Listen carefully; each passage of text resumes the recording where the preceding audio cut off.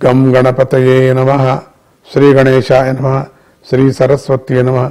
శ్రీపాదవల్లభ నరసింహ సరస్వతి శ్రీ గురుదత్తాత్రేయాయ నమః. గణేశేతి గణేశేతి గణేశేతి జపన్ సదా యత్ర యత్ర నరో యాతి గణేశస్తత్ర గచ్చతి.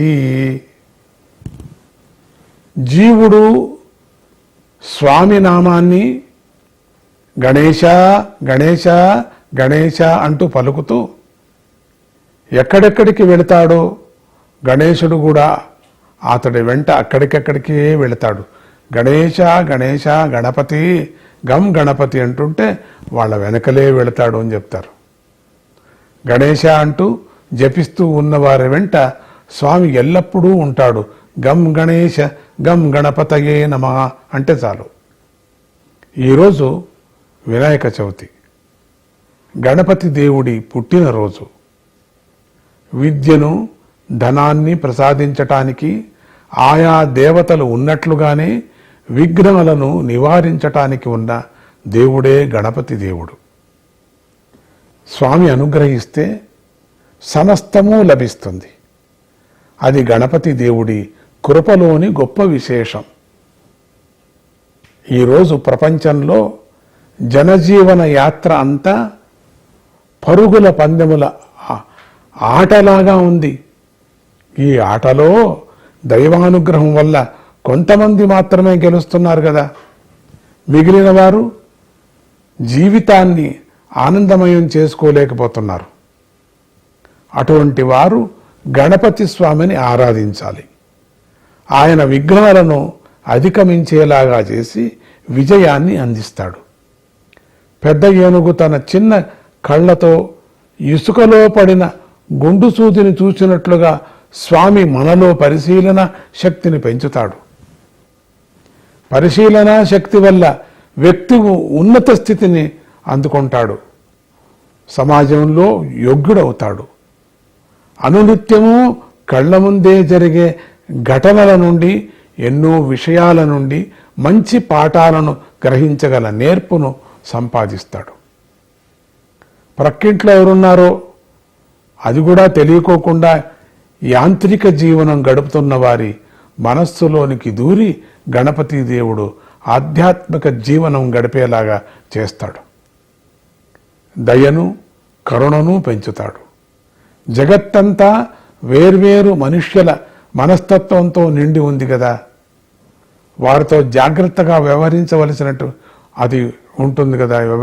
వ్యవహారం చాలా జాగ్రత్తగా ఉంటుంది కదా. వారి మాటలలోని మంచి చెడులను గ్రహించటానికి తన చేటల వంటి చెవుల చేసే ఉపయోగాన్ని తెలుసుకోమంటున్నారు. శూర్పకర్ణుడు హంస పాలను నీళ్లను వేరు చేస్తుంది కదా. హంస పాలు నీళ్లు పెడితే వేరు చేసేస్తుంది కదా. చీమ పంచదారను ఇసుకను వేరు చేస్తుంది కదా. చేట బియ్యాన్ని రాళ్లను వేరు చేస్తుంది. అలాగే తన చేటల వంటి చెవుల చెడు విషయాలను చెరిగి వేసి మంచి విషయాలను గ్రహిస్తుందని మీరు కూడా చెవులలో చెడును విడిచి మంచిని గ్రహించాలని బోధించాడు పరమాత్ముడు. చీమ చిటుక్కమన్న శబ్దం కూడా ఏనుగు చెవులకు వినిపిస్తుంది కదా. అంతటి గ్రహణ శక్తిని స్వామి ప్రసాదిస్తాడు.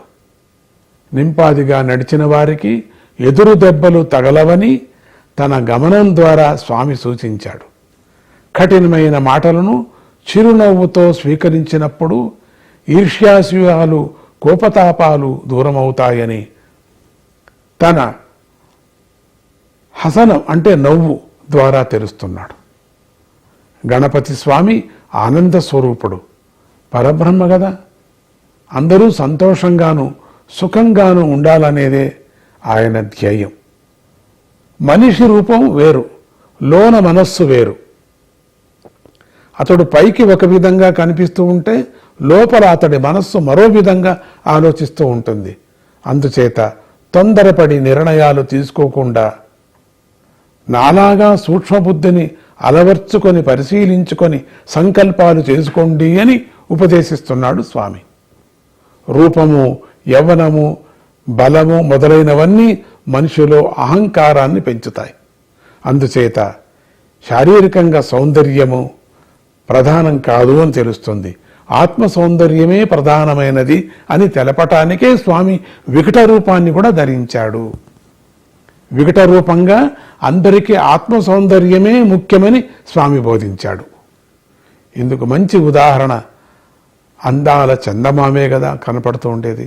చంద్రుడు మనస్సుకు అధిపతి అయినా కూడా గణపతి స్వామి యొక్క అంతఃసౌందర్యాన్ని చూడలేదు కదా. బాహ్య రూపాన్ని చూసి పకపక నవ్వి నలుగురిలో నవ్వులు పాలయ్యాడు. శాపాన్ని పెట్టించుకొని భంగపోయాడు చంద్రుడు. చివరికి గణపతి దేవుడు అనుగ్రహంతోనే చంద్రుడు మళ్ళీ అందగాడు, పూజ్యుడు అయ్యాడు. ఈ కథంతా విస్తారంగా గణపతి పురాణంలో చెప్పబడింది. ఆత్మ సౌందర్యం కలవాడికి అన్నిటి కూడా విజయమే దక్కుతుంది. అతడు వినయశీలుడవుతాడు. గణపతి దేవుడిలా అందరి చేత పూజించబడతాడు. ఈ రోజున మృణ్మయ గణపతిని పూజించుకుంటున్నాము కదా. ఈ పూజ ద్వారా గణపతి స్వామి వైరాగ్యాన్ని బోధిస్తున్నాడు. ఈ పంచభౌతిక శరీరం నీటి బుడగ వంటిది కనుక జ్ఞానం ఉన్నంతకాలము భగవత్ చింతనతోనే గడిపి తరించండి అని సూచిస్తున్నాడు. మామూలుగా అందరూ జిల్లేడు పూలు, ఉమ్మెత్త పూలను ఎందుకు పనికిరావనిగా చూస్తూ ఉంటారు కదా. ఎవరూ వాటిని పట్టించుకోరు కూడా. కానీ గణపతి స్వామి వాటిని తన పూజలలో యోగ్యత కల్పించాడు, గౌరవాన్ని కలిగించాడు. దీనిని బట్టి వేటిని కూడా హీనంగా చిన్నతనం చేసి చూడకూడదు అని తెలుస్తున్నది. అది బాగాలేదు, ఇది బాగాలేదు అనకూడదు అని పెద్ద మనసు కలిగి ఉండండి అని నేర్పాడు. ఈ విధంగా గణపతి స్వామి తన రూపంతోనూ, చేష్టలతోనూ, బోధలతోనూ ఎన్నో సందేహాలను, సంకేతాలను రూపంగా అందిస్తూ ఆ సందేశాలనన్నీ కూడా సందేహాలు నివారణ చేసి సందేశాలను అందిస్తున్నాడు అని అర్థం. ఆ సంకేతాల రూపంగా అందిస్తూ ఆ సందేశాలను సంకేత రూపంగా అందిస్తున్నాడు. ఆ పూజలోనే తెలిసిపోతుంది. అన్ని రకాలైనటువంటి పూలు లోకాన్ని చల్లగా చూస్తున్నాడు స్వామి. అంతటి మహోపకారాన్ని చేస్తున్నటువంటి గణపతి స్వామిని ఈ రోజున వరసిద్ధి వినాయక వ్రతంలో పూజించండి. నీలాపనిందలు తొలగి మీకు విజయం లభిస్తుంది. మీ పిల్లలకు విద్య వస్తుంది. మిమ్మల్ని ధనలక్ష్మి అనుగ్రహిస్తుంది. మీ పిల్లలకు పెళ్ళిళ్ళు అవుతాయి. మీ పెద్దల చింతలు అవన్నీ కూడా తీరిపోతాయి అని ఆశీర్వదిస్తూ గం గణపతగే నమః, గం గణపతగే నమః, గం గణపతగే నమః చెప్పండి. గం గణపతగే నమః, గం గణపతగే నమః, గం గణపతగే నమః.